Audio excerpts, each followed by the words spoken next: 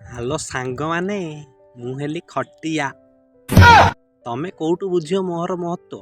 ତମେ ତ ଆଜିକାଲି ଖାଲି ଡନଲପ ବେଡ୍ ଉପରେ ଶୋଇବ। ମଜା କୋଉଠୁ ବୁଝିବ? ଆରେ ମୋ ଉପରେ ଥରେ ଶୋଇକି ଦେଖ, ତମ ଆତ୍ମା ଶାନ୍ତି, ପେଟ ଶାନ୍ତି, ମନ ଶାନ୍ତି, ସବୁ ଶାନ୍ତି କରିଦେବି।